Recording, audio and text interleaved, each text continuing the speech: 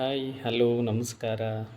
ನಾನಿವತ್ತೊಂದು ನಿಮಗೆ ಸ್ಪೆಷಲ್ಲಾಗಿ easy method ಇರುವಂಥ ಒಂದು ಬೆಂಡೆಕಾಯಿ ಮಿರ್ಚಿ ಮಾಡುವುದು ನಿಮಗೆ ಹೇಳ್ಕೊಡ್ತೀನಿ ನೋಡಿ. ತುಂಬ ಸುಲಭವಾಗಿರ್ತದೆ, ಆಮೇಲೆ ತುಂಬ ರುಚಿಯಾಗಿರ್ತದೆ. ನೀವು ಒಂದ್ಸಲ ಮನೇಲಿ ಟ್ರೈ ಮಾಡಿ, ದಯವಿಟ್ಟು ಮಿಸ್ ಮಾಡಬೇಡಿ. ನನ್ನ ಚಾನಲನ್ನು ಯಾರು ಸಬ್ಸ್ಕ್ರೈಬ್ ಮಾಡಿಲ್ಲ, ದಯವಿಟ್ಟು ಸಬ್ಸ್ಕ್ರೈಬ್ ಮಾಡಿ ನೋಡಿ. ತುಂಬ ಚೆನ್ನಾಗಿ ಬರ್ತದೆ. ಆಮೇಲೆ ಇದಕ್ಕೆ ಏನೇನು ಬೇಕು ಅಂತ ನಾನು ನಿಮ್ಗೆ ಹೇಳ್ಕೊಡ್ತೇನೆ. 1/4 kg ಹಸಿ ಕಡಲೆ ಹಿಟ್ಟು ತೊಗೊಂಡಿದ್ದೀನಿ ನಾನು. ಆಮೇಲೆ 1/4 kg ಬೆಂಡೆಕಾಯಿ ತೊಗೊಂಡಿದ್ದೀನಿ. ನೀಟಾಗಿರುವಂಥ 1/4 kg ಬೆಂಡೆಕಾಯಿ. ಇದನ್ನೇನು ಮಾಡಬೇಕಂದ್ರೆ ನೀರೊಳಗೆ ತೊಳೆದು ಕ್ಲೀನ್ ಮಾಡಿ ಬಟ್ಟೆ ತೊಗೊಂಡು ನೀಟಾಗಿ ಒರೆಸಿಟ್ಕೊಂಡಂಥ ಬೆಂಡೆಕಾಯಿ ಇದು. ಆಮೇಲೆ ಇದಕ್ಕೆ ಸ್ವಲ್ಪ ಅಜ್ವಾನ್ ತೊಗೊಂಡಿದ್ದೀನಿ. ಇದು ಅಜ್ವಾನ್ ಯಾಕಂದ್ರೆ ಡೈಜೆಷನಿಗೆ ಆಗೋಕ್ಕೆ ಬೇಗ ಬೇಕು. ಆಮೇಲೆ ಜೀರಿಗೆ, ಆಮೇಲೆ ಮೆಣಸು, ಓಕೆ, ಆಮೇಲೆ ಸೋಡಾ, ಅಡುಗೆ ಸೋಡಾ, ಆಮೇಲೆ ರುಚಿ ತಕ್ಕಂತೆ ಉಪ್ಪು ತೊಗೊಂಡಿದ್ದೀನಿ.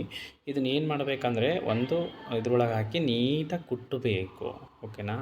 ಜೀರಿಗೆ, ಓಕೆ, ಮೆಣಸು ಕಾಳು, ಆಮೇಲೆ ಉಪ್ಪು, ಇದು ನೀಟಾಗಿ ಕುಟ್ಟಬೇಕು. ಇದು ಮಸಾಲ ಮಾಡಬೇಕು ನಾವೀಗ, ಓಕೆನಾ. ಈ ಥರ ಮಸಾಲ ಮಾಡಿ ಒಂದು ಸಣ್ಣ ಪ್ಲೇಟ್ ಒಳಗಡೆ ಹಾಕ್ಕೊಂಡು ನೋಡಿ, ಈ ಥರ ಒಂದು ಸಣ್ಣ ಪ್ಲೇಟ್ ಒಳಗೆ ಹಾಕ್ಕೋಬೇಕು. ಹಾಕ್ಕೊಂಡು ಇದನ್ನು ಮಿಕ್ಸ್ ಮಾಡಬೇಕು ಮಸಾಲಿನ. ಇದು ಮಸಾಲೆ ಚೆನ್ನಾಗಿ ಮಿಕ್ಸ್ ಮಾಡಿದ್ರಲ್ವ ಬೆಂಡೆಕಾಯಿಗೆ ನಮಗೆ ನೀಟಾಗಿ ತುಂಬಕ್ಕಾಗೋದು, ರುಚಿ ಬರೋದು ಬಾಯಿಗೆ. ಅದಕ್ಕೆ ನೋಡಿ, ಇದಕ್ಕೆ 1 ಸ್ಪೂನು ನಾನು ಚಿಲ್ಲಿ ಪೌಡ್ರ್ ಹಾಕ್ತಾಯಿದ್ದೀನಿ. ಯಾಕಂದರೆ ಮೆಣಸಿಕಾಯಿ ಮಿರ್ಚಿ ಮಾಡಬೇಕಾದಾಗ ಮೆಣಸಿಕಾಯಿ ಖಾರ ಇರ್ತದೆ, ರುಚಿ ಇರ್ತದೆ. ಬಟ್ ಇದ್ರೊಳಗಡೆ ಇರೋದಿಲ್ಲ, ಅದಕ್ಕೆ ಚಿಲ್ಲಿ ಪೌಡ್ರ್ ಹಾಕ್ಬೋದು, ನೀವು ಹಸಿ ಖಾರನ ಹಾಕ್ಬೋದು, ಓಕೆ, ನಿಮ್ಮ ಇಷ್ಟ. ನೋಡಿ, ನಾನೀಗ ಬೆಂಡೆಕಾಯಿನ ಎಷ್ಟು ನೀಟಾಗಿ ಕಟ್ ಮಾಡ್ತಾಯಿದ್ದೆ ನೋಡಿ. ಈ ಥರ ಕಟ್ ಮಾಡಬೇಕು, ಓಫನ್ ಆಗಬೇಕು, ಒಂದೇ ಕಡೆನ ಹಾಕಬೇಕು, 2 ಕಡೆ ಕಟ್ ಮಾಡಬೇಡಿ. ನೋಡಿ ಎಷ್ಟು ನೀಟಾಗಿ ಕಟ್ ಮಾಡಿದೆ ನೋಡಿ. ಆಮೇಲೆ ಓಕೆ, ಈ ಥರ ನೀಟಾಗಿ ತುಂಬಬೇಕು, ಓಕೆ. ಇದು ನೀಟಾಗಿ ತುಂಬಬೇಕು, ಈ ಥರ ಎಲ್ಲ ಬಾಯಿ ಪೂರ್ತಿ ತುಂಬಬೇಕು, ಹಂಗಾರೆ ರುಚಿ ಬರ್ತದೆ, ತುಂಬ ರುಚಿ ಬರ್ತದೆ ನೋಡಿ. ಎಷ್ಟು ನೀಟಾಗಿ ಈ ಥರ ತುಂಬಿಕೊಂಡು ಆಮೇಲೆ ಈಗ ನಾವೇನು ಮಾಡೋಣ ಅಂದರೆ ಮಿರ್ಚಿ ಹಾಕೋಕ್ಕೆ ಹಿಟ್ಟು ಕಲಸ್ಕೊಳ್ಳೋಣ, ಓಕೆನಾ. ಇದು ಹಿಟ್ಟಿಗೆ ನೋಡಿ ಸ್ವಲ್ಪ ಅಜ್ವಾನ ಹಾಕ್ತಾಯಿದ್ದೀನಿ ನಾನು. ಅಜ್ವಾನ ಹಾಕ್ಬೇಕು, ಅಜ್ವಾನ ಹಾಕಿದ್ರೇ ಸ್ವಲ್ಪ ಮಿರ್ಚಿ ಹೊಟ್ಟೆ ಉಬ್ಬೋದು. ಹೊಟ್ಟೆ ಉಬ್ಬಿದ್ರೇ ಮಿರ್ಚಿ ಚೆನ್ನಾಗಿ ಆಗ್ಯಾವಂತ ಅರ್ಥ ಅದು, ಇಲ್ಲಾಂದರೆ ಹಸಿ ಬಿಸಿ ಆಗ್ಯಾವಂತ ಅರ್ಥ, ಓಕೆನಾ.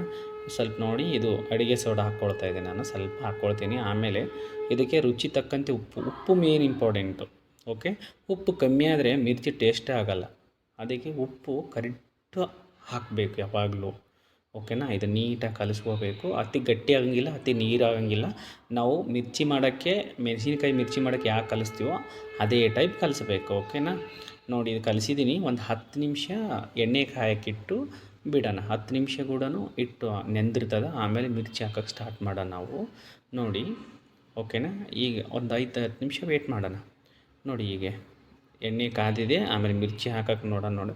ನನಗಂಕರು ತುಂಬ ಖುಷಿ ಆಗಿಬಿಡ್ತು. ಯಾಕಂದರೆ ಹೇಳು, ನಾನು ಹಾಕೋದೆ ಫಸ್ಟ್ ಟೈಮ್ ಮಿರ್ಚಿನ, ಬೆಂಡೆಕಾಯಿ ಮಿರ್ಚಿ ಎಷ್ಟು ಚೆನ್ನಾಗಿ ಬರ್ತಿದ್ದಾವೆ ಅಂದರೆ ಅಷ್ಟು ಚಲೋ ಬರ್ತಾಯಿದ್ವು.